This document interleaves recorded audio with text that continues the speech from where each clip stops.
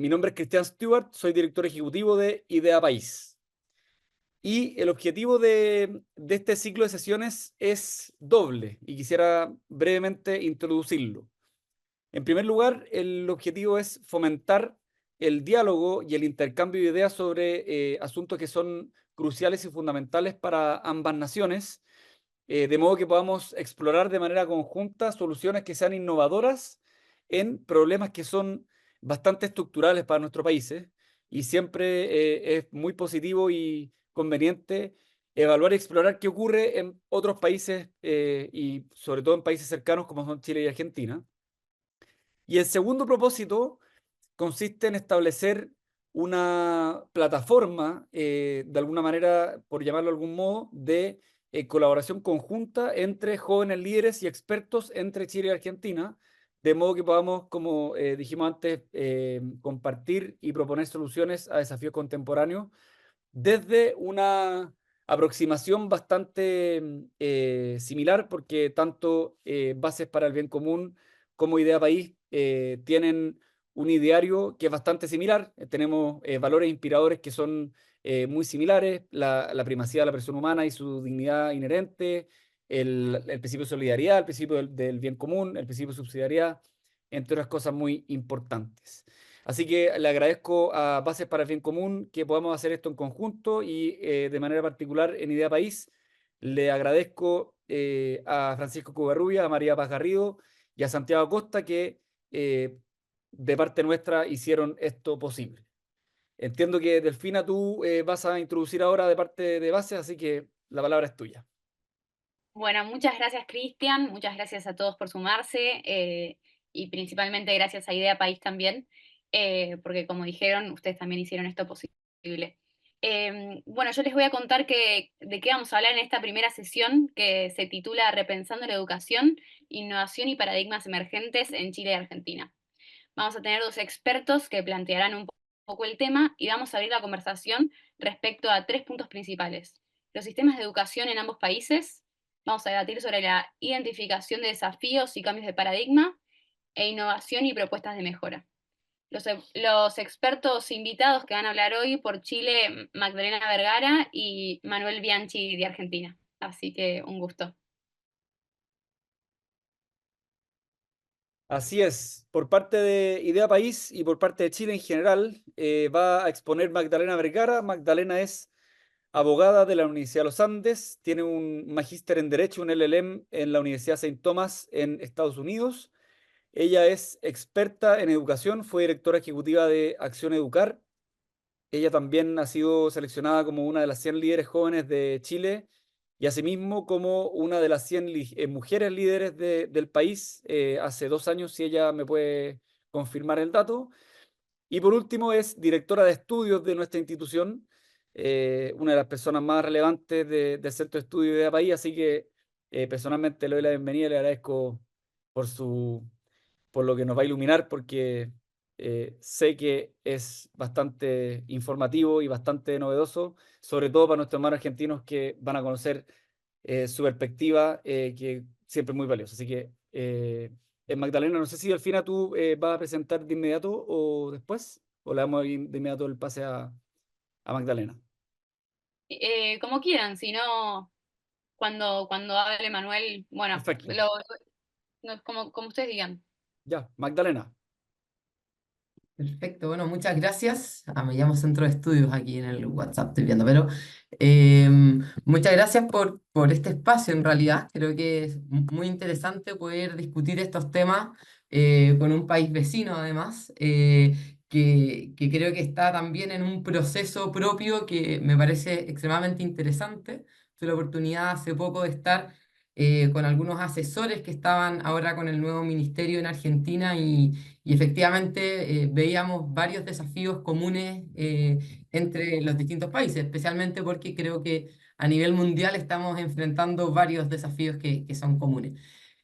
Para no dar nada por sentado, quería partir, y así me lo pidieron en realidad, explicando muy brevemente el sistema chileno, pero para que no se asusten, porque no es mi idea quedarme aquí todo el tiempo, sino entrar más de lleno al tiro en los temas, los desafíos y las problemáticas que estamos enfrentando, va a ser muy somero la primera parte, como cuál es nuestro modelo educativo, simplemente para dar algunos lineamientos generales. Pero nosotros en Chile tenemos, voy a comentar las cosas que me parecen importantes para estos efectos, ¿no es cierto?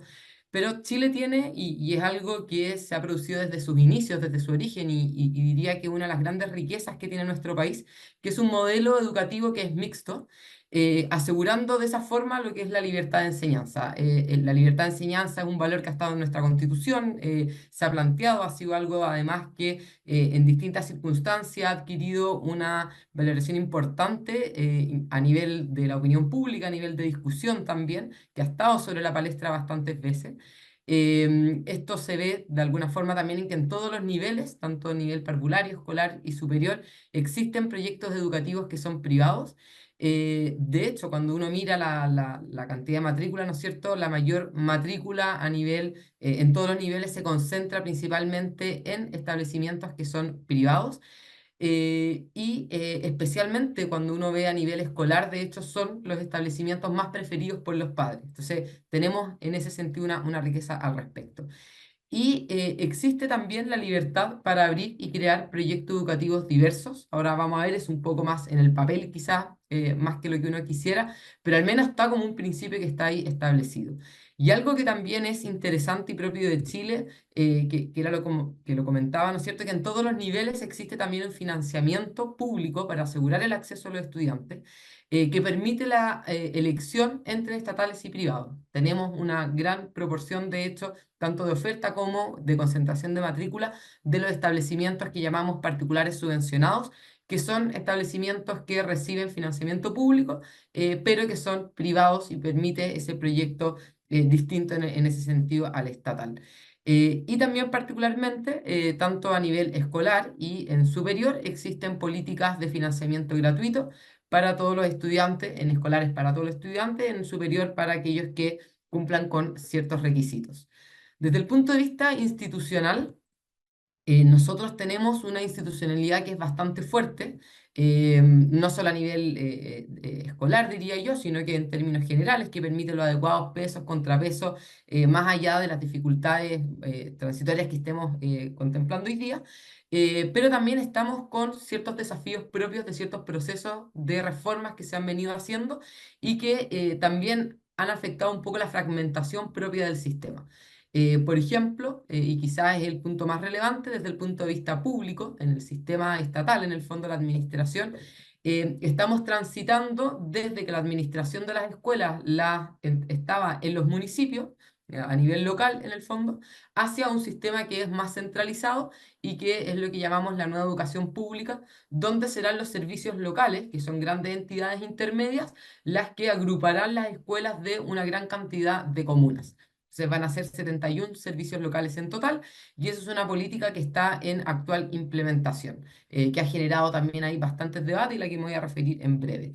Y sumándole a esto también respecto de la institucionalidad, me parece importante comentar que también se ha avanzado, que la institucionalidad en el fondo vaya acompañando a un proceso de fortalecimiento y mejora del aseguramiento de la calidad en todos los niveles. Nosotros hoy día tenemos sistemas de aseguramiento de la calidad a nivel parvulario, escolar y superior.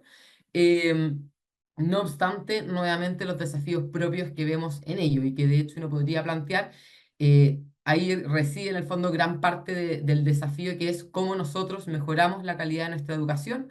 Si bien en algún momento, ¿no? Especialmente entre el 2000 y el 2015, Chile fue el tercer país, de hecho, que más mejoró dentro de sus resultados PISA y llevamos ya 10 años estancados en nuestros resultados de aprendizaje y de hecho post pandemia esto solamente se ha ido acrecentando en los últimos años. Y brevemente como para enunciar los desafíos que nosotros estamos enfrentando hoy día, efectivamente yo creo que lo comentaba al inicio, ¿no es cierto? Post pandemia uno ve que gran parte de los desafíos a nivel mundial residen en parte en el rezago de los aprendizajes. Yo comentaba recién, ¿no es cierto?, respecto a la calidad en Chile todavía no logramos recuperar, más allá de que fuimos parte de esos países que no se vieron especialmente afectados, no porque lo hayamos hecho especialmente bien, nosotros fuimos el país que más tiempo tuvo sus escuelas cerradas, sino porque nuestros resultados no podían empeorar más, por así decirlo. Pero sí se acrecentaron fuertemente las brechas. Y eso es algo que obviamente tenemos que atender adecuadamente por todo lo que significa y cómo va entrampando ciertas trayectorias educativas. Esto va acompañado también por una disminución respecto de la cobertura y la asistencia. Si bien hemos ido mejorando y recuperando en el fondo ciertos índices, todavía no recuperamos, por ejemplo, la asistencia prepandemia, y especialmente esto se ha afectado a nivel parvulario, donde uno ve que sobre todo ha disminuido tanto la cobertura y la asistencia. Y aquí quisiera detenerme 2 segundos en cuáles son parte de los elementos que los padres dicen o que en general por los cuales no se va a la escuela y que esto luego reside en temas de deserción, en fin. Y me detengo por lo siguiente, cuando uno mira, en el fondo especialmente a nivel escolar, ¿no es cierto? O más bien infantil, o sea, no adolescente, que son los padres los que son responsables de enviar a sus hijos al colegio, se han incorporado nuevos elementos. Antiguamente, o hasta prepandemia quizá, o hasta hace pocos años, la principal razón por la cual los padres no enviaban a sus hijos, ya sea a nivel parvulario, escolar, principalmente parvulario en realidad, era porque no le veían valor a ello, no veían que el asistir a un establecimiento de educación parvularia le diera un mayor valor y porque había alguien en la casa que podía cuidar a ese niño. Hoy día, no solamente educación parvularia, sino también en escolar, se han incorporado a ese valor, a ese elemento, que los padres tienen temor respecto a la escuela. Y eso tiene que ver con la crisis de seguridad que estamos viviendo en nuestro país, que también afecta a los colegios. Finalmente, los colegios son reflejo de lo que pasa dentro de nuestra sociedad y por lo tanto los padres tienen temor en el fondo de situaciones que están ocurriendo, ya sea aledañas a la escuela, pero también dentro de la propia escuela. Y ahí me paso al segundo gran desafío que estamos enfrentando hoy día, que es precisamente el problema de la violencia escolar. Han aumentado significativamente los índices de violencia, de problemas de convivencia también dentro del establecimiento, y eso se ve de parte de los distintos estamentos, por violencia a nivel de los estudiantes, violencia de los apoderados también hacia el propio colegio, hacia los docentes, y también incluso externa por ciertas situaciones, como decía, relativas a la crisis de seguridad que estamos viviendo en nuestro país. Eh, y en relación a esto, me quisiera detener 2 segundos en un ámbito que me parece que es especialmente complejo, que cómo estos distintos elementos finalmente hoy día en nuestro país, que es como quizás el tercer desafío, ¿no es cierto?, han ido dando el valor que tiene la educación para nuestro país. El valor en el fondo de lo que significa el ir a educarse. Y eso no solamente lo veo desde un punto de vista para el estudiante de por qué asistir a la escuela, por qué luego asistir a la educación superior, generar esas trayectorias versus otros ámbitos que hoy día podrían llegar a ser más atractivos para ellos, pero también lo veo con cómo hemos ido perdiendo el concepto de escuela, de comunidad educativa para los aprendizajes y cómo eso va afectando también la atracción de las pedagogías, que es, si uno pudiera pensarlo, el cuarto gran desafío que tenemos. Y me tengo aquí porque es como una especie de tesis propia que tengo, pero cuando pensamos en el desafío chileno que es respecto del déficit docente al que nos enfrentamos, los datos muestran que para el 2025 vamos a tener 35.000, o sea, un déficit de 35.000 docentes o profesores, en definitiva. Uno ve que eso no solamente pasa por un término de que hay malos salarios en la educación. Chile hace un tiempo atrás estableció una reforma que es la carrera docente que mejoró sustancialmente los salarios de nuestra educación en un 30% de hecho, y en cuanto a los mejores rangos, son competitivos con salarios de la OCDE, pero sí respecto de cuán atractiva hoy día es el colegio para un profesor. Y cuando uno le incorpora el elemento de violencia dentro de la escuela, obviamente eso se hace cada vez más complejo, porque tampoco tienen los profesores hoy día las herramientas para poder realmente hacerse cargo de las situaciones que están viviendo.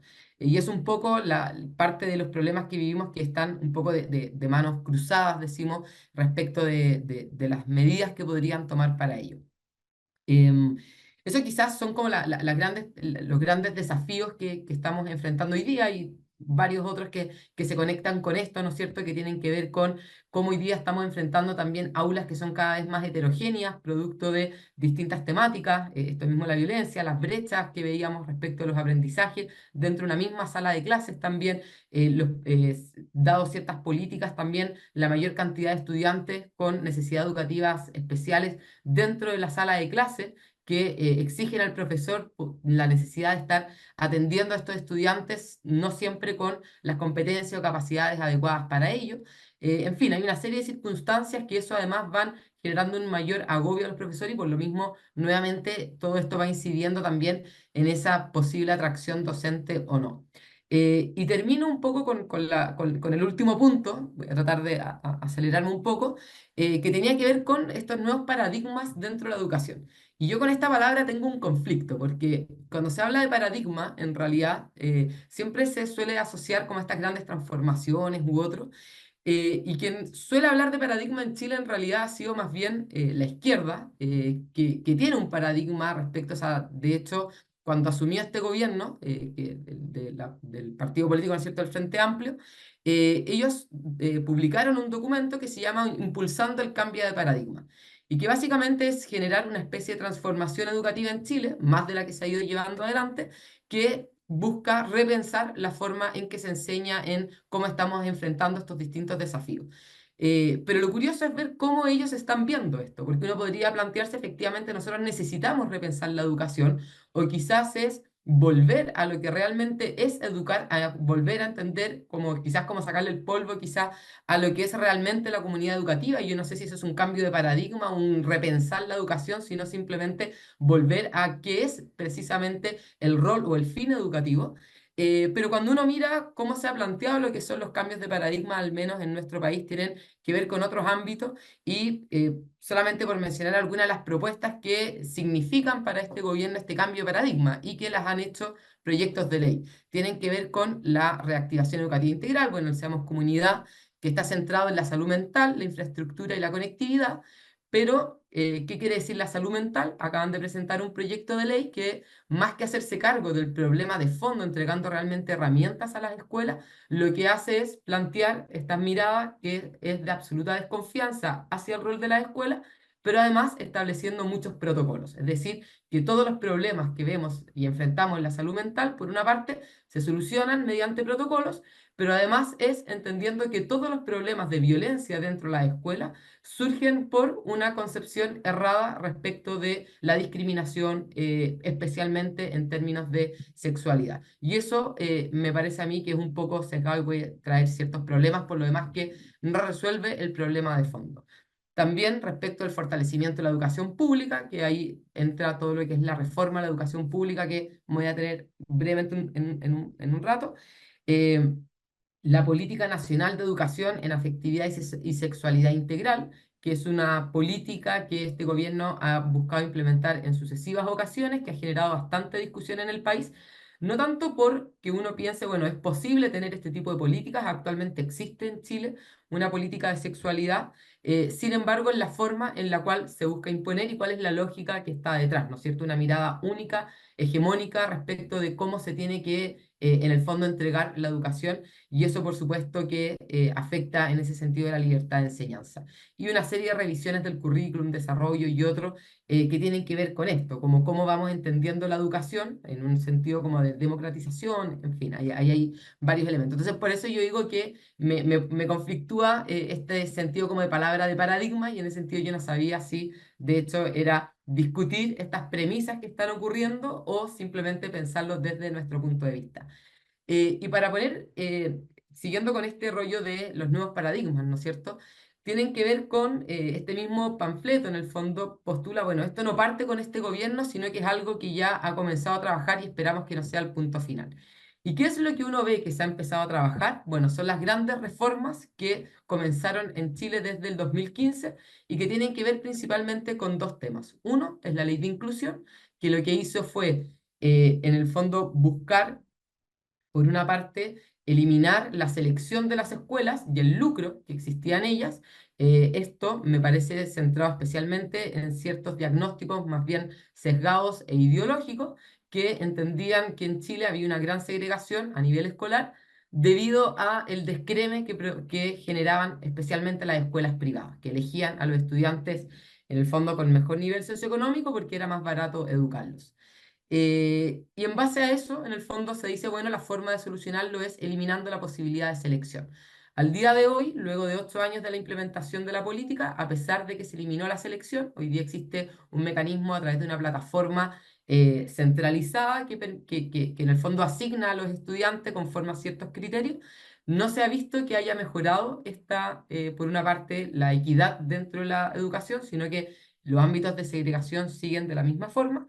Por lo tanto, uno podría plantear, bueno, había un diagnóstico errado, pero además, y es muy interesante ver cómo algunos intelectuales que buscaron esta propuesta, en sus nuevos estudios, análisis que han hecho al día de hoy, dan cuenta que hubo una equivocación porque nunca vieron en el fondo que, o no consideraron que en realidad los padres muchas veces eran ellos quienes se autoseleccionaban, que las condiciones académicas en el fondo no era el único motivo por lo cual se escogía la escuela, sino que incidía, por ejemplo, en mayor medida la seguridad de la escuela, la cercanía, el que tuvieran algún conocido, ya sea un primo, vecinos, en fin, dentro de la escuela. Entonces, ahí hay un punto. El segundo elemento que me parece importante de la ley de inclusión es que estableció una serie de trabas para poder, en el fondo, crear y abrir nuevas escuelas privadas. Y eso hoy día lo estamos viendo y por eso yo decía, ¿no es cierto?, que este principio de la libertad de enseñanza y la posibilidad de abrir hoy día es medio de papel o de cartón, si uno quisiera, porque precisamente hoy día existe una cantidad de trabas importantes para poder abrir estas escuelas. Y eso hoy día, de hecho, nos está afectando porque estamos teniendo diversos problemas en que en realidad no estamos dándole la oportunidad de elegir a los padres. La única alternativa que le estamos dando son, en muchos casos, escuelas estatales que son de mala calidad y que por lo demás hoy día estamos con un problema de sobredemanda porque no estamos logrando en el fondo cubrir las necesidades educativas de matrícula de los estudiantes. Entonces tenemos zonas donde estamos tomando medidas de emergencia precisamente porque no hemos permitido esa adaptación propia del sistema de poder ir creando nuevas escuelas en la medida que sea necesario, ¿no es cierto? Magdalena, Y estamos si puedo ir cerrando. Perfecto, perdón. Y lo último, la reforma, la gran reforma también, que es la reforma de Bachelet, tiene que ver con la nueva educación pública, que es precisamente esta desmunicipalización y que en este caso buscaba hacerse cargo de ciertas problemáticas que efectivamente existían en nuestro país, pero nuevamente con una mirada bastante sesgada al diagnóstico y muy política por lo demás. En realidad, lo que estaba de fondo en esto era en gran medida eliminar una de las grandes políticas de Pinochet, que fue uno de el dictador en el fondo en nuestro país, y por lo tanto cualquiera de sus políticas la convertían ilegítima en ese sentido.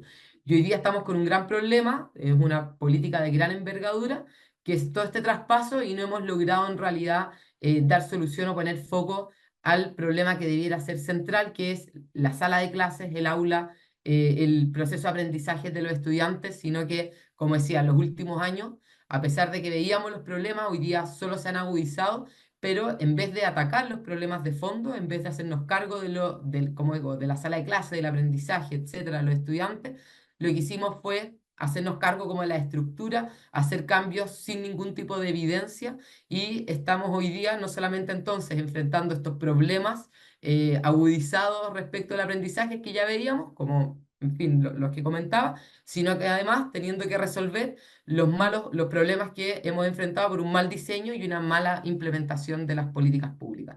Eso, perdónenme si me alargué un poco en realidad.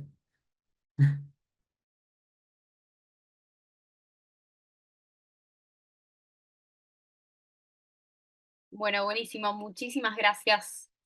Muy bueno. Ahora presento a Manuel. Manuel Bianchi es licenciado y profesor en Historia por la Universidad de El Salvador, especialista en Educación por la Universidad de San Andrés y maestrando en Educación por la misma Casa de Estudios, donde realiza una tesis sobre el abordaje de la ecología integral en las escuelas católicas. Se desempeña en colegios hace más de 10 años en distintas funciones y en los últimos años ocupando cargos directivos. Además fue asesor de la vicepresidenta de la Nación, la licenciada Gabriela Michetti, y actualmente asesora del bloque del Frente Pro en el Senado de la Nación. Hoy es coordinador de políticas educativas del think tank Faro País Argentina. Manuel, bienvenido, muchas gracias. Bueno, muchas gracias en primer lugar por la invitación. Un placer acá conversar con ustedes de un tema tan importante y tan lindo como la educación. No sé si tengo la posibilidad de compartir pantalla brevemente para... A ver, ¿Estás habilitado? ahí está, sí, sí.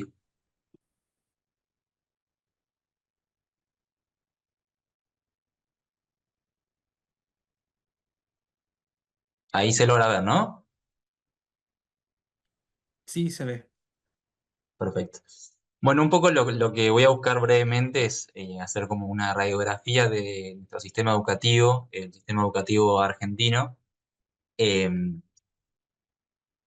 un poco para ir adentrándonos en lo que es el marco normativo, el marco legal, de alguna manera, nuestra Constitución Nacional, en el artículo 14, dentro de varios derechos, consagra el derecho de enseñar y aprender, ¿no? Como, y lo ubica como, de esta manera como un derecho constitucional.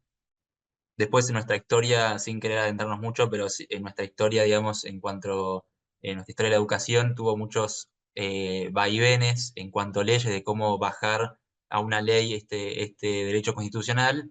Lo que hoy en día nos aplica, digamos, de alguna manera, es la Ley de Educación Nacional, que fue sancionada en el 2006, eh, que básicamente consagra al derecho a la educación como un derecho social y personal, y el cual es garantizado por el Estado, y ubica como fin de las políticas educativas la unidad, la consolidación de la unidad nacional, ¿no? Un término que escuchamos nosotros acá en Argentina cada 4 o 8 años, el término unidad nacional. Bueno, hay una ley que establece que el fin de cualquier política dirigida a la educación es la unidad nacional, como para tenerlo presente.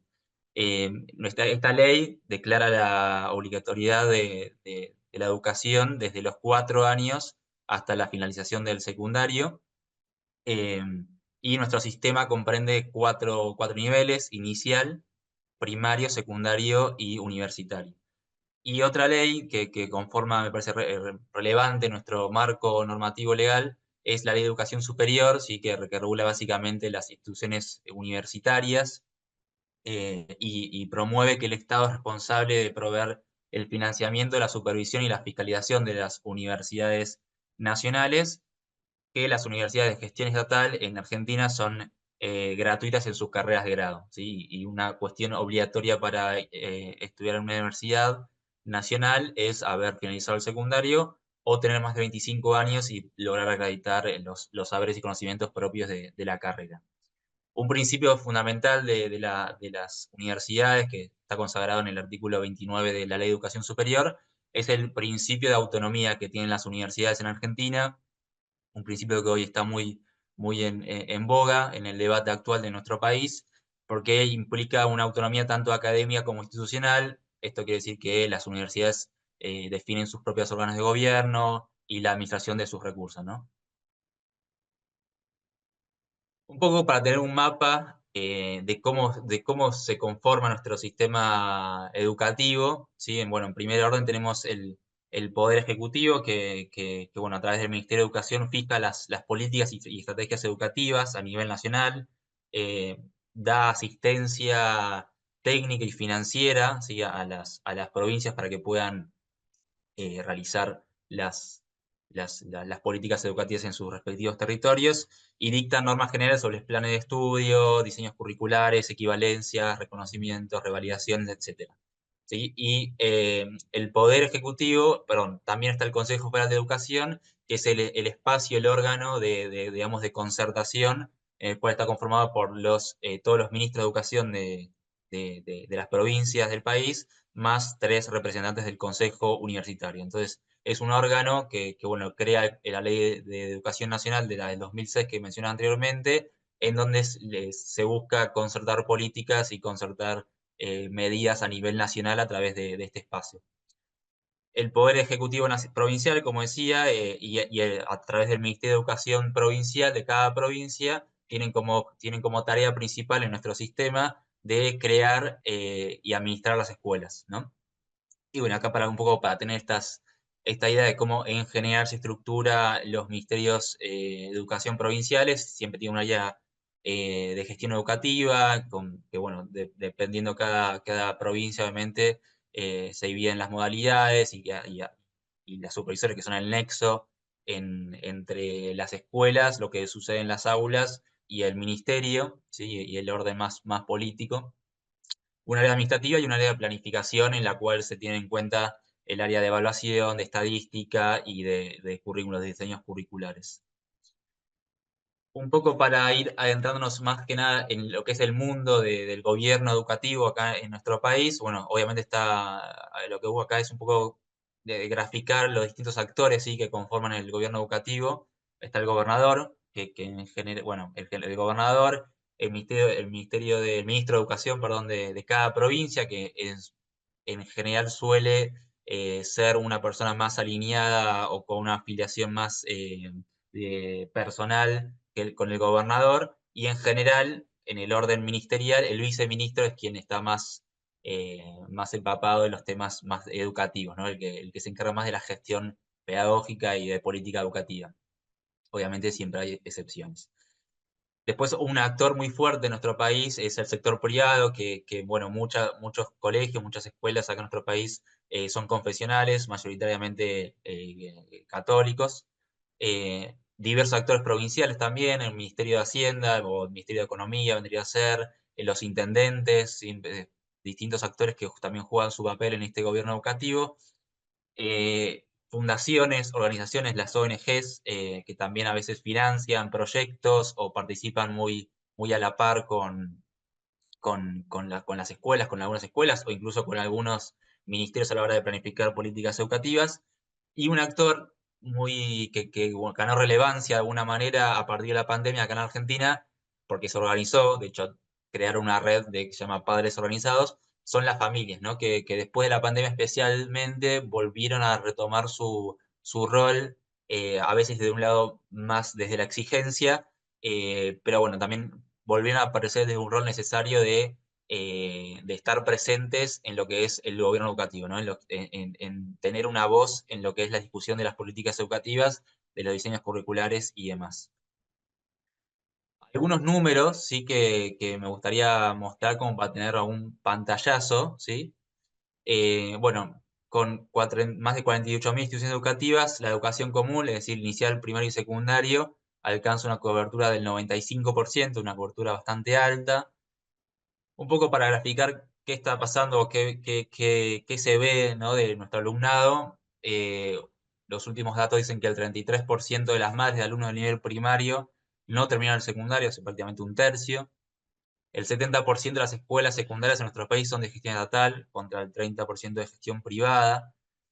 Vale destacar que en nuestro país, por más que muchas escuelas sean de gestión privada, el 30% particularmente en el caso de la secundaria, muchas de esas escuelas tienen subvención o aporte del Estado, ¿sí? En muchas escuelas, especialmente las parroquiales, ¿sí? Digamos, por el rol que muchas veces termina teniendo socialmente, el Estado generalmente suele tener una subvención o un aporte de gran porcentaje, ¿no? en sus recursos. Apenas el 12% de los jóvenes del decil más bajo de ingresos cursa estudios universitarios en Argentina, mientras que el decil más alto, el 46% de los jóvenes accede a la universidad. ¿Sí? Este es un gran problema que nosotros tenemos en nuestro sistema universitario, así que, como decía yo, es de acceso gratuito, en el caso de las universidades nacionales. Hay mucho acceso, pero poco egreso, en nuestro caso en las universidades nacionales. Poca terminación de estudios, de alguna manera. En el nivel secundario, y acá un poco entrando también en lo que son los aprendizajes, ¿sí? El 52% de los alumnos, o sea, más de la mitad, un poco más de la mitad de los alumnos del nivel secundario, se encuentran por debajo del nivel básico en matemáticas, ¿sí? Acá ya empezamos a ver una deficiencia en la calidad educativa puntualmente del nivel secundario de los alumnos de nuestro país. Y un dato como para tener así un poco de contexto, que me parece que suma igualmente, a mí me gustó y lo quiero remarcar, porque hay que reivindicar el rol de las bibliotecas en esta época de la era digital. Dice que la mitad de las escuelas cuenta con biblioteca, mientras que el 89% de las escuelas del país tiene internet, cuenta con internet. Me gustaría hablar un poco de los debates actuales, ¿sí? Que están sucediendo en nuestro país. Un poco lo que busqué es intentar dividirlo por nivel educativo, ¿sí? En el nivel inicial, un debate o un desafío, de alguna manera también, que vislumbra lo que está pasando, es el tema de la matrícula, ¿sí? Tenemos una caída del 36% de nacimientos entre 2014 y 2022, por lo cual se espera que en los próximos años ingrese un 31% menos estudiantes al sistema educativo, ¿sí? Hoy es un problema del nivel inicial, del jardín de infantes, mañana va a ser del primario, pasado mañana va a ser del nivel secundario, ¿no? En el nivel primario, un debate, un desafío actual que, bueno, se está apuntando todos los cañones actualmente de las políticas educativas a nivel nacional, es el tema, es una campaña de alfabetización, ¿sí? Porque los datos, la estadística, reflejan que el 46% de los estudiantes de tercer grado, es decir, que tienen 8 años, no alcanza el nivel mínimo de comprensión lectora. Es decir, que en secundaria, como veíamos, hay un gran déficit de matemática, en el nivel primario hay un déficit de lectura y de comprensión de lo que se lee, ¿no? En el nivel secundario hay varios debates y desafíos puntualmente.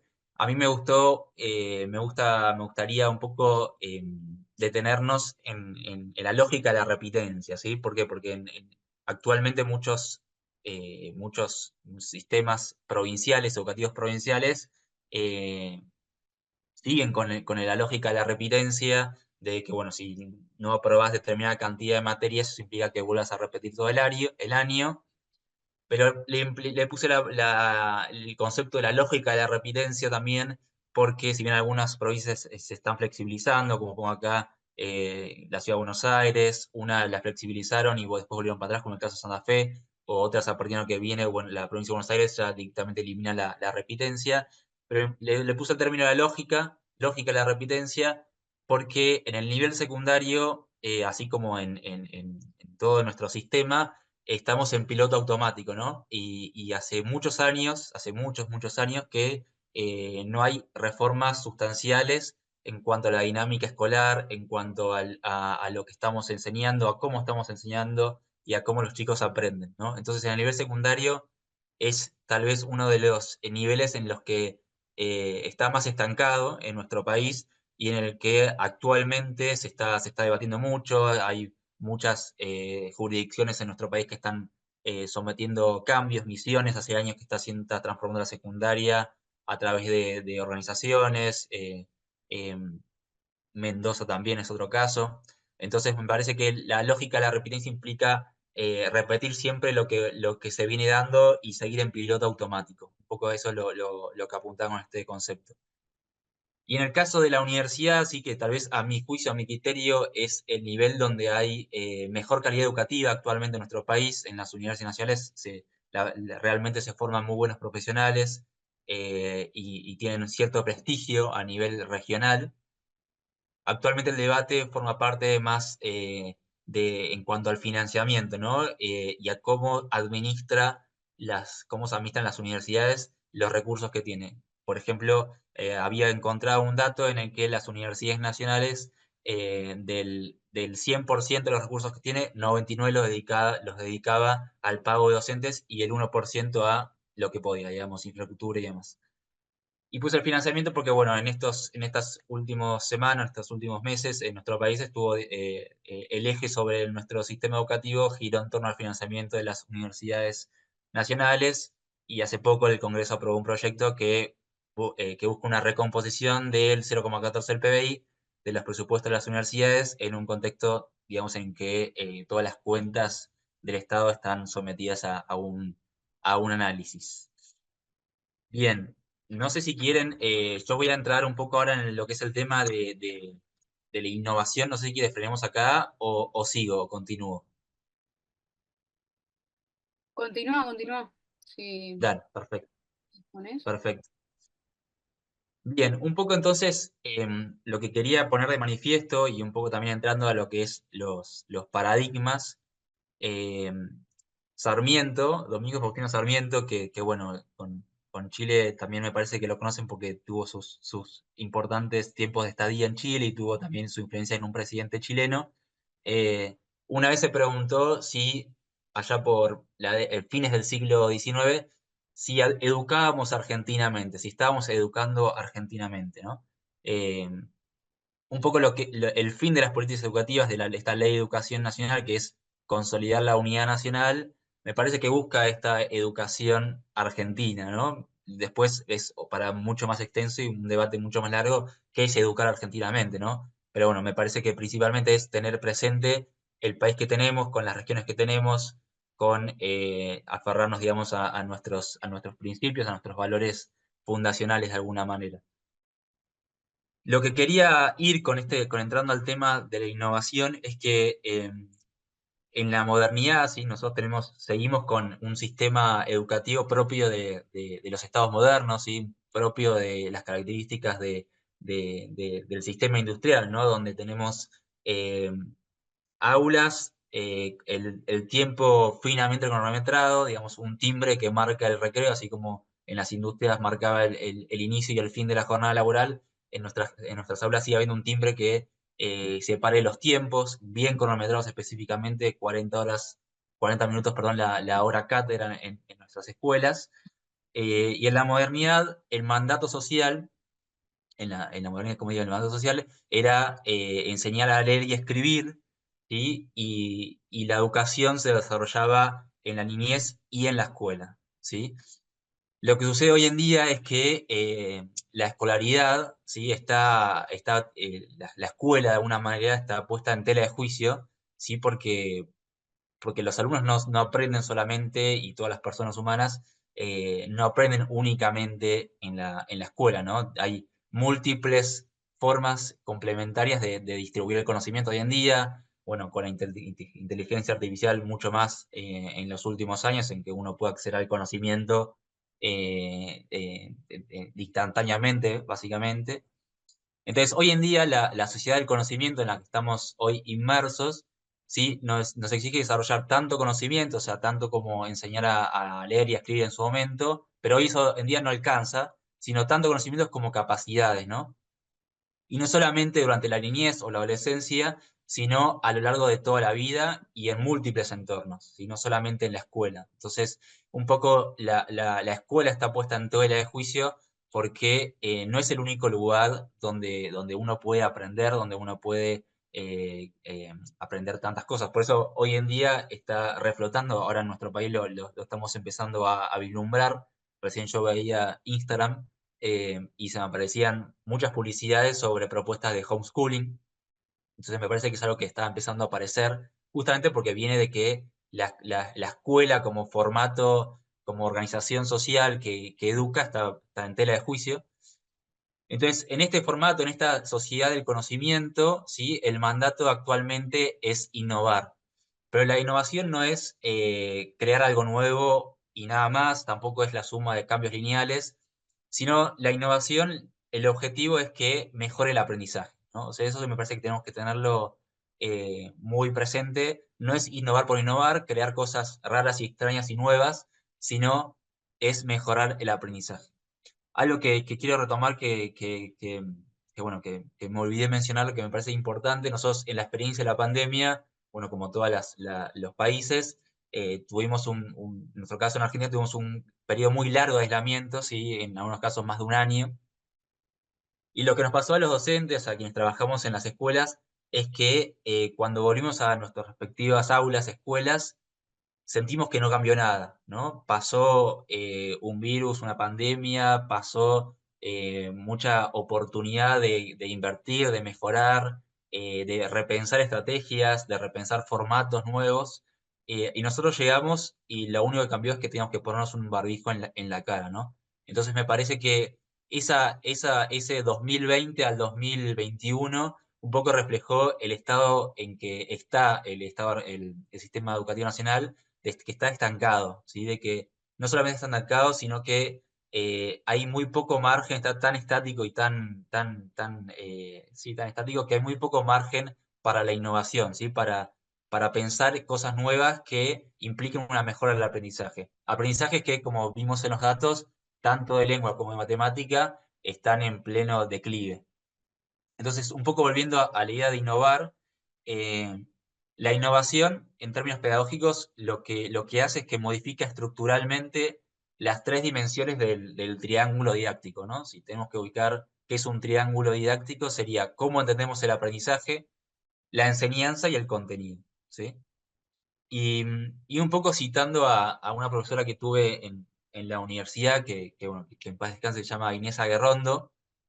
Ella, cuando hablaba mucho de la innovación y hablaba de la calidad educativa, hablaba de tres niveles de análisis, ¿no? Un primer nivel de análisis ella denominaba que era fijar la visión, es decir, hacia dónde voy y hacia dónde quiero ir, de alguna manera, ¿sí? O sea, ¿qué entiendo yo por calidad educativa?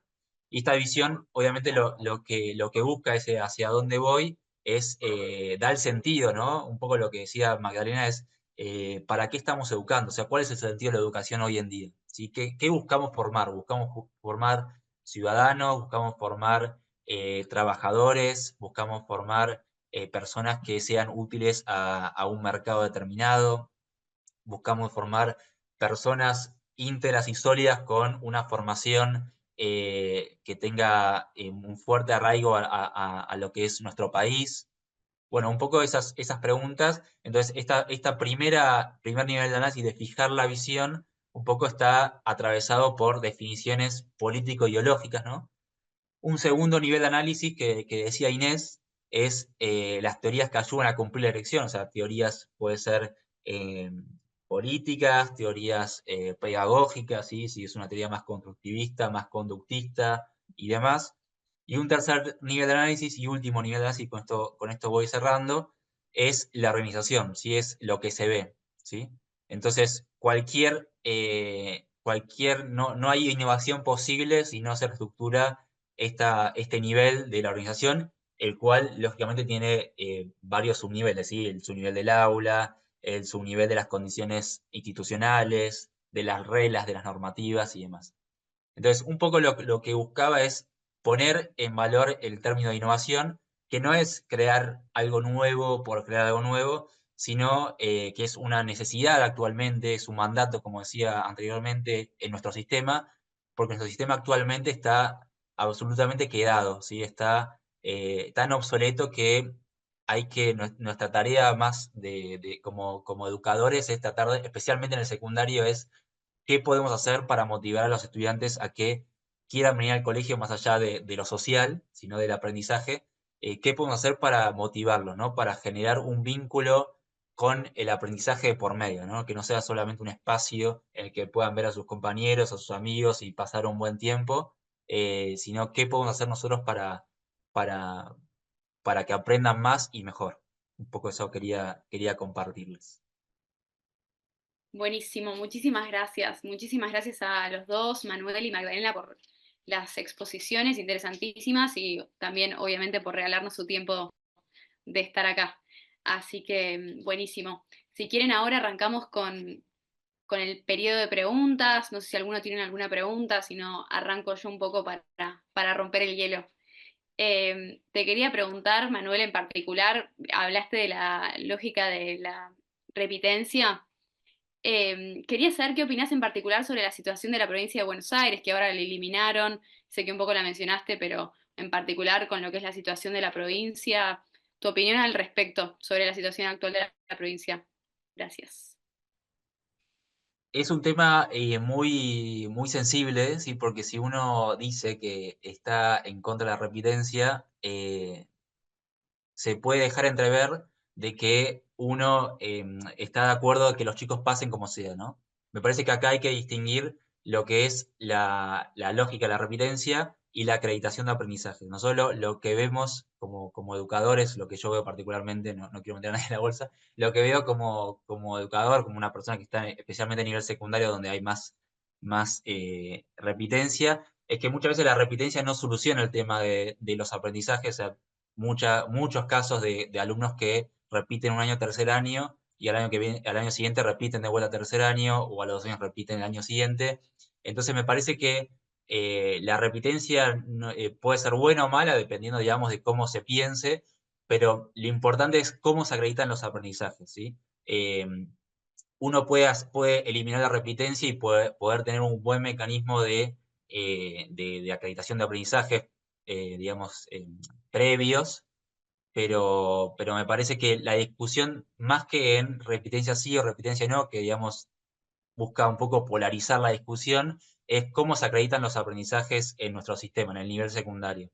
Particularmente, yo considero, porque lo veo, que en la mayoría de los casos la repitencia no solamente no soluciona el tema de los aprendizajes, sino que suele ser un motivo y un fundamento de deserción educativa, especialmente en contextos más vulnerables, ¿no? Que tal vez muchas familias o muchos chicos se terminan rindiendo cuando repiten porque no quieren dedicar otro año más en otro colegio por una dificultad, digamos, porque van a ver lo mismo y además les genera un perjuicio emocional que separarse de sus compañeros y estar capaz un año atrasado y no ver, no compartir todas las cosas con sus compañeros de toda su curso, digamos. Perfecto, buenísimo, muchas gracias. Soledad, veo que tenés la mano levantada. ¿Algún comentario o pregunta? A ver si me escuchás ahí. ¿Sí? ¿Qué tal? Venía escuchando, la verdad que es súper interesante lo que venían proponiendo, pero en realidad yo soy counselor, soy consultora psicológica, trabajo en una escuela de jóvenes y adultos, y en realidad creo de que muchas veces en la educación argentina se está fijando en qué contenido darle, y creo que tenemos un gris dentro de lo que son los recursos humanos, ¿no? ¿Quién está brindando y quién está escuchando? Creo que el gran problema que tenemos dentro de la educación, uno de los grandes problemas es el tiempo de escucha y la calidad de escucha que se le brinda a los niños, o a los adolescentes, o a los adultos en este caso, que en realidad, más allá del problema de contenido, de aprender y a escribir, hay un gran problema de fondo que tiene que ver con lo emocional. Cuando una persona está mal emocionalmente, no aprende nada, por más de que sea buena la técnica o sea bueno el contenido. La verdad es que nosotros, luego de la pandemia, lo vi como profesional y lo vi también familiarmente, porque mi hijo repitió primer año, fue demasiado el salto que tuvo que pegar desde la educación primaria a la educación secundaria, y en la pandemia, luego de la pandemia no hubo un acompañamiento correcto desde la educación. Es como que si fuera que los docentes volvieron igual, pero los chicos no volvieron igual. Esa población no era igual a la anterior, porque no hubo no se adaptó la educación a lo que sufrieron los chicos, ¿no? Una inadaptación al sistema educativo, a los tiempos, al compañerismo, al sentimiento de pertenencia de grupo. O sea, me parece que la educación, por lo menos en Argentina, no estuvo a la altura de lo que realmente vivieron ellos como estudiantes.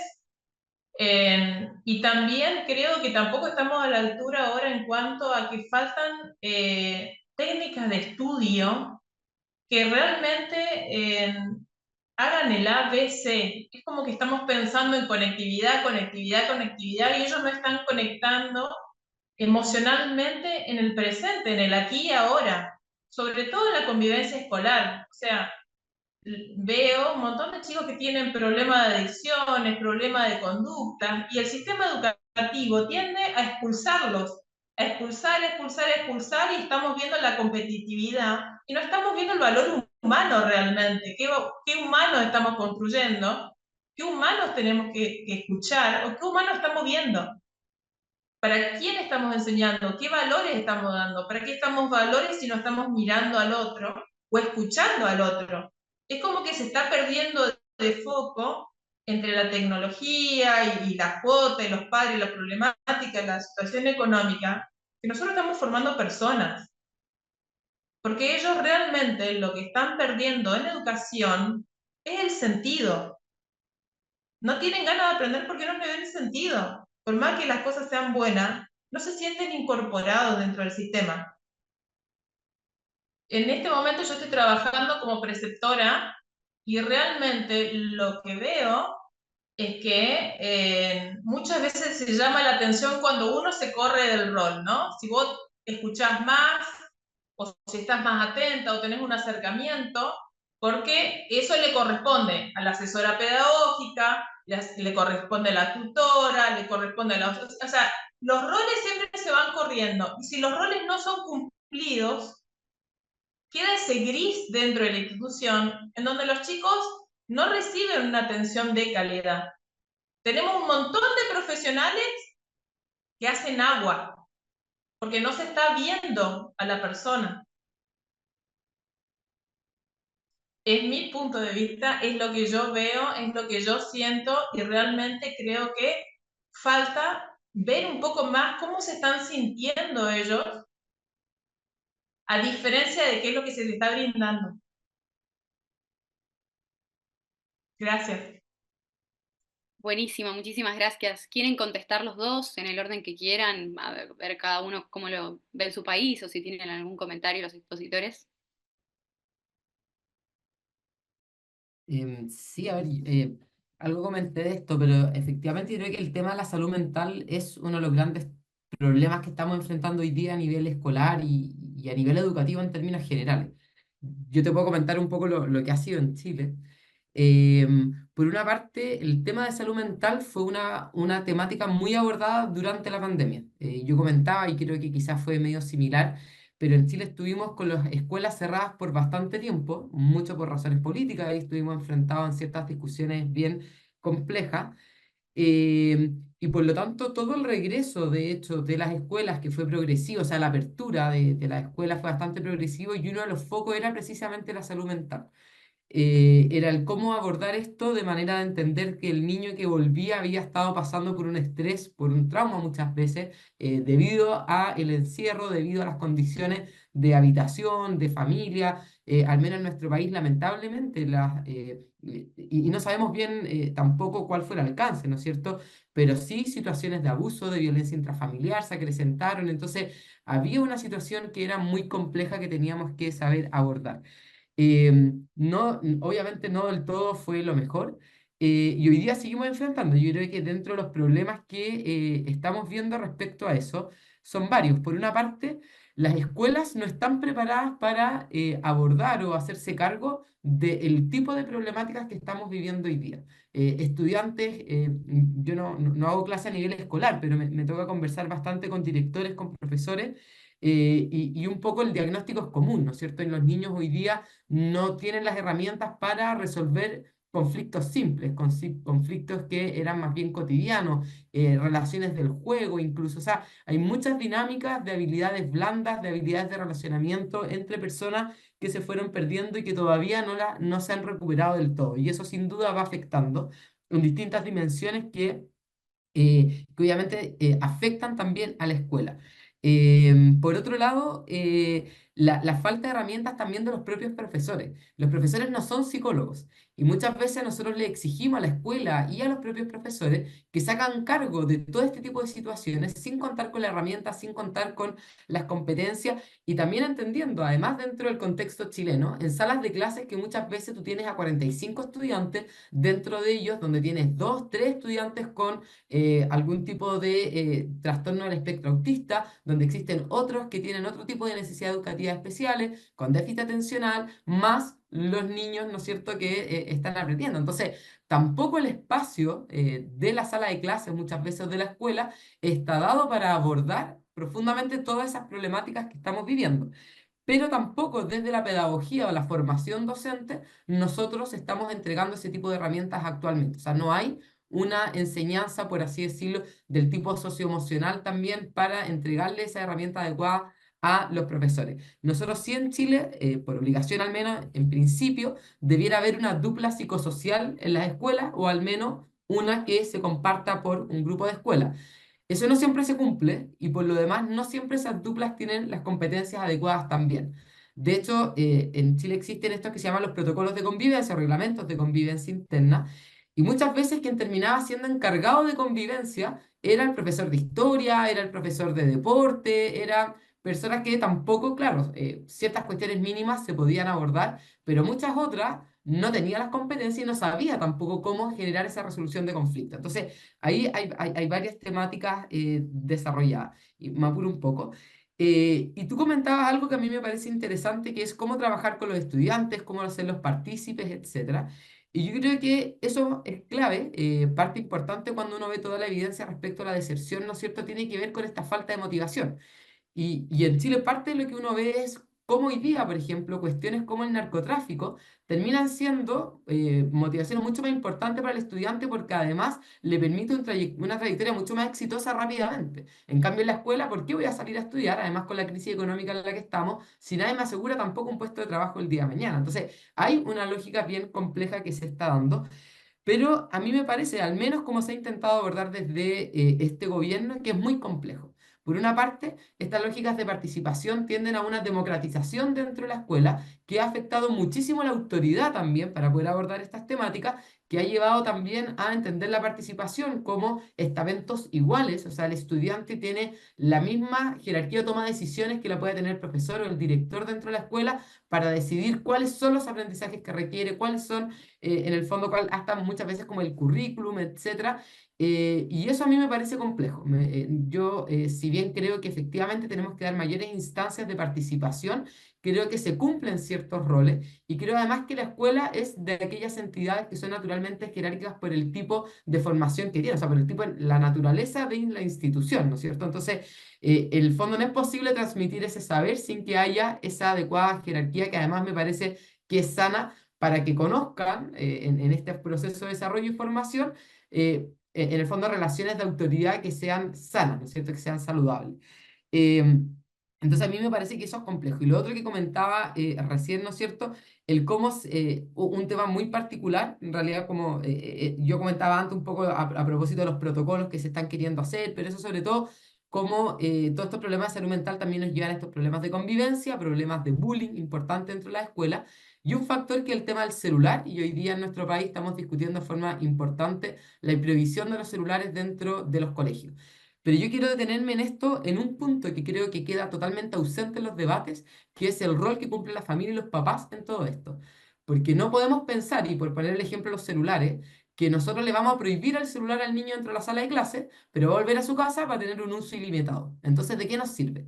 Si nosotros no involucramos a los padres, si no involucramos a las familias dentro de la solución de este tipo de problemas, yo veo muy difícil que realmente sepamos capaces de dar la solución de fondo. Y en esto me tomo mucho de lo que decía Manuel, ¿no es cierto?, respecto a lo que significa innovar, etcétera, que hay que dar con esas soluciones. Yo lo planteaba desde el punto de vista que no se trata quizás de las grandes transformaciones, sino de cómo volvemos a repensar la escuela como esta comunidad educativa de aprendizaje, que su foco central es el aprendizaje y no son otros, no es la solución de todos los problemas sociales, sino que en definitiva ese, y el rol que cumplen por tanto las familias como principales educadores de sus hijos. Y ahí yo creo que eso es un tema que tenemos muy pendiente y al contrario, al menos en Chile desde el punto de vista de ciertos grupos, más bien tienden a dejarlo fuera o intentar dejarlo fuera por varias razones y otras discusiones también que estamos llevando adelante. Eso, muchas gracias.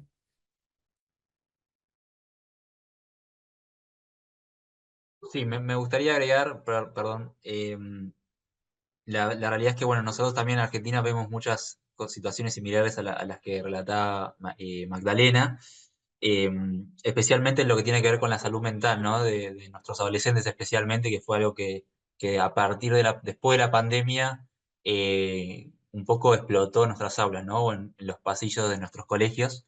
Y en Argentina lo que nos sucede con la salud mental de los adolescentes es que nosotros, por ejemplo, que intentamos hacer una derivación a algún centro o a algún hospital o sí, algún centro de salud mental, y a los chicos recién le dan turnos de entre 3 meses en adelante, ¿no? Entonces, hay muy pocos profesionales que pueden y que están en capacidad por una cuestión de tiempo para atender las problemáticas y trastornos, digamos, tan graves que hay en nuestras escuelas. Y como no lo puede solucionar el resto del sistema, lo termina abrazando el sistema educativo a través de sus docentes, a través de sus gabinetes escolares. Entonces, eso hace que, además de tener que enseñar, además de tener que convivir con la diaria de la docencia, uno se termina poniendo en un lugar de psicólogo, de psiquiatra, en algunos casos incluso, sin esas herramientas, ¿no? Entonces, me parece que en ese punto tenemos la misma problemática. En nuestro caso, ahí se ve cómo está colapsado tanto el sistema educativo como el de salud en nuestro caso argentino. Y respecto un poco retomando lo que decía Magdalena, el tema de la autoridad, ahí a mí me gustaría compartir un poco mi visión. Yo creo que la autoridad está en crisis, pero la autoridad está en crisis tal como la entendíamos antes, ¿no? Eso no quiere decir que, así como lo veo yo, que el docente, el educador, no tenga autoridad, sino que tal vez antes la autoridad era de manera vertical, ¿sí? La autoridad la tenía el cargo, ¿sí? Al ser profesor uno ya tenía la autoridad, y ahora tal vez la autoridad, de alguna manera hay que ganárselo, pero hay que ganárselo, que acá es una ventaja, a través del vínculo, ¿sí? A través de un buen trato, de un buen gesto. Lo que a nosotros como educadores nos exige y nos demanda que para tener autoridad hay que contribuir a una cultura del encuentro, hay que formar una escuela humanizadora, ¿no? Que entienda que cada alumno es único y repetible, de alguna manera, que tiene un rostro, que tiene un nombre, un apellido, una familia, una historia. Entonces, al cambiar el paradigma, hablando de paradigmas de la autoridad, ¿sí? Que entró en crisis el modelo anterior, el modelo de una autoridad más a través del conocimiento, cuando hoy en día los chicos rápidamente pueden someter, interpelar tu conocimiento googleando o en ChatGPT, entonces me parece que la autoridad actualmente se gana por otro lado. Y eso nos exige a tener una mirada más humana, ¿no? Sobre nuestro centro de la acción pedagógica, que es el estudiante.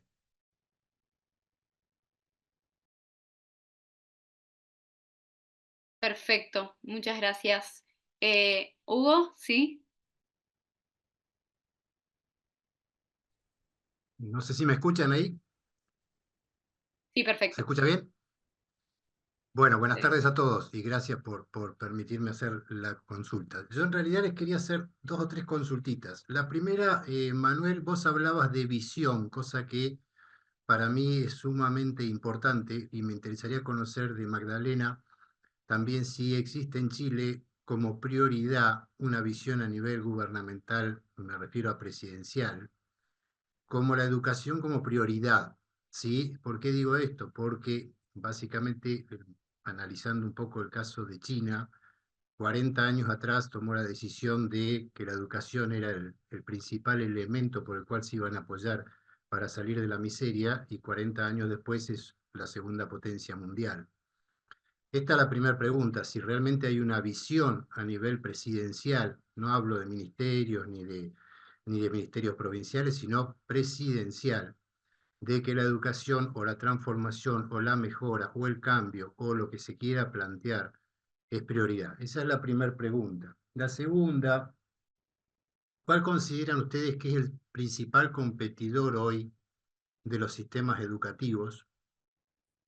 Y la tercera pregunta es, ¿cómo hacer en un sistema educativo donde tenemos un mundo que está en un cambio vertiginoso y tenemos docentes que algunos de ellos algo manejan de tecnología, otros manejan un poco más y otros más jovencitos supongo que tendrán mayor adiestramiento y mayor conocimiento y mayor manejo de tecnología para un mundo donde ya hoy, como se vio acá en Argentina, una mamá dando de mamar al bebé y poniéndole una pantalla adelante para entretenerlo mientras lo alimentaba.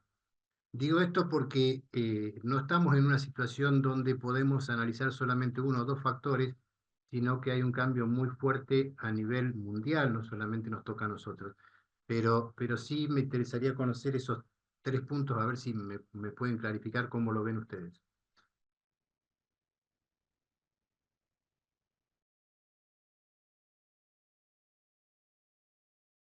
Bueno, ¿alguno quiere arrancar de los expositores?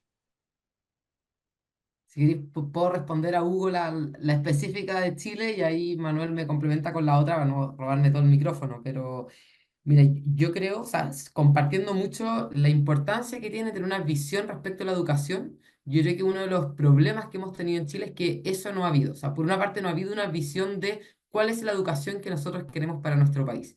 quizá, y aquí poniéndolo en distinto de política, ¿no es cierto?, izquierda y derecha, eso nos ha traído muchos problemas de incluso cuestiones mínimas, básicas respecto a la evidencia de cómo poder avanzar.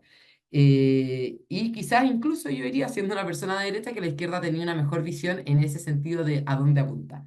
Ahora, hoy día, este gobierno, o sea, tú me preguntabas a nivel presidencial, yo te diría que no tiene, a pesar de que en el fondo ellos provienen, ¿no es cierto? Este gobierno eran los dirigentes estudiantiles y de esa forma como desde dirigentes estudiantiles pasaron a la moneda, que es nuestro palacio de gobierno, no tienen a la educación como una real prioridad. Una cosa es el discurso y otra cosa son los hechos también. Y yo creo que eso ha sido así en realidad siempre, pero uno no lo ve tampoco acá. Y dos razones para decir eso. Por una parte, porque aquí tenemos el dicho, ¿no es cierto? Dime dónde está el dinero y te diré dónde tienes puesto el corazón. Y uno ve, por ejemplo, que en discusiones o temas tan relevantes como la reactivación educativa, que era nuestro gran problema post pandemia y que él asume, ¿no es cierto?, el 2022, 2021, claro. eh, el gran plan que ellos tenían era la reactivación educativa. Y la verdad es que ha sido bastante paupérrima su implementación, no solamente a nivel presupuestario, sino que el alcance que ellos tenían, a tal punto que, por ejemplo, las tutorías que proponían como gran proyecto alcanzaba el 0,6% de la matrícula, o sea, una cobertura básicamente nula. Y por otro lado, porque incluso las prioridades dentro de la educación están totalmente tergiversadas. Uno de los grandes, o sea, el proyecto emblema y estrella de este gobierno es la condonación del CAE, y el CAE es el crédito con aval del Estado, que es uno de los mecanismos de financiamiento para acceder a la educación superior. Condonarlo hoy día son cerca de 11.000 millones de dólares, es decir, triplica o es más incluso que lo que significa hoy día el total presupuesto destinado a educación. Y aún así es donde quieren establecerlo, a pesar de que en Chile el presupuesto desde el 2003 hasta ahora en educación superior ha aumentado 165%, y en cambio si uno mira en términos netos la educación parvularia incluso ha ido disminuyendo. Y toda la evidencia da cuenta que uno tiene que partir por educación parvularia si tú realmente quieres hacer cambios reales en la vida de los estudiantes, ¿no es cierto? Entonces, cuando uno mira además el tipo de proyectos que han presentado en el Congreso, en fin, uno dice, la educación en realidad no es la prioridad de este gobierno y no es la prioridad del presidente tampoco.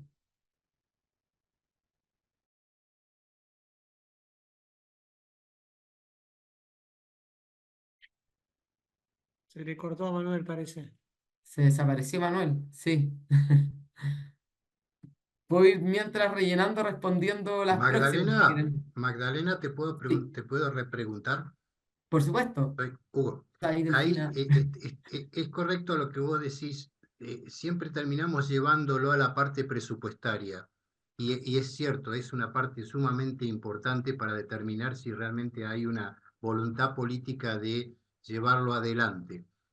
Ahora, vos decías que en Chile, por lo menos lo que me anoté acá, los padres, tanto los padres como los alumnos, no le dan valor a la educación hoy.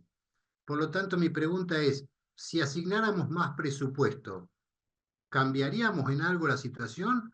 ¿O me parece que lo que tenemos que hablar es de formas, contenidos y manera de atraer al alumno? Por eso les pregunté cuál es para ustedes el principal competidor de los sistemas educativos hoy a nivel mundial. Sí, mira, ahí hay dos formas de verlo. Cuando la educación siempre ha estado entre las principales prioridades o urgencias que atender de los chilenos en términos generales. Entonces, creo yo que hay una especie como de contradicción porque esa no valoración en realidad uno la percibe, pero no es tangible, o sea, en cuestiones prácticas, ¿no es cierto? Está en esto, por ejemplo, que a nivel parvulario te dicen, bueno, yo tengo la abuela que puede cuidar a mi hijo. ¿Por qué lo voy a mandar a una sala cuna donde además se me puede enfermar, donde le pueden pasar cosas, ¿no es cierto? Entonces, ahí hay ciertas discrepancias y esa desvaloración, quizás lo comentaba también Manuel, tiene que ver con, claro, con que uno ve hoy día un cierto ausentismo, una falta de motivación de los estudiantes, una falta de involucramiento de los padres, pero si tú vas en la calle y le preguntas a ese papá, bueno, ¿qué opina de la educación de su hijo? No, es muy importante, ¿no es cierto? Entonces, ahí se dan como esas contradicciones. Yo creo que en parte pasa por también hay un supuesto clientelismo respecto a la educación. Hoy día, claro, en Chile al menos se ha defendido muchas veces y todos saltan respecto de la defensa del derecho de los padres a educar, pero se involucran poco. Y es clientelismo, ¿por qué? Porque hoy día se le entrega a las escuelas la totalidad de eso. Déjame darte este ejemplo que creo que es significativo y es medio mundano quizás, pero cuando estábamos en la pandemia y había que enseñar a los niños a ocupar la mascarilla, al menos acá era así, ¿no es cierto? Estábamos obligados a ocuparla en todos lados, muchos papás decían, no, que eso se lo enseñen en el colegio. Entonces era, bueno, ¿y tú qué pito tocas entonces en todo esto? Como, ¿por qué no? O cuando uno mira la asistencia a las reuniones de los apoderados y una serie de cosas así. Entonces, por eso es medio contradictorio. Y respecto al presupuesto, yo creo que aquí sí hay cosas que son presupuestarias que debieran haberse implementado. Cuando uno tiene algo así como un terremoto educacional, como lo que pasó post pandemia, lo mínimo era crear un proyecto o un plan de reactivación, de recuperación de la educación, tal que sí exigía mayores recursos para poder implementarse. Por de pronto, para poder salir a recuperar a todos esos niños que desertaron del sistema, para poder integrarlos.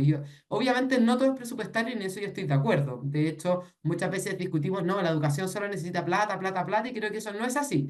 Pero en este caso específico me parece que sí pasaba por algunos ajustes, al menos presupuestarios.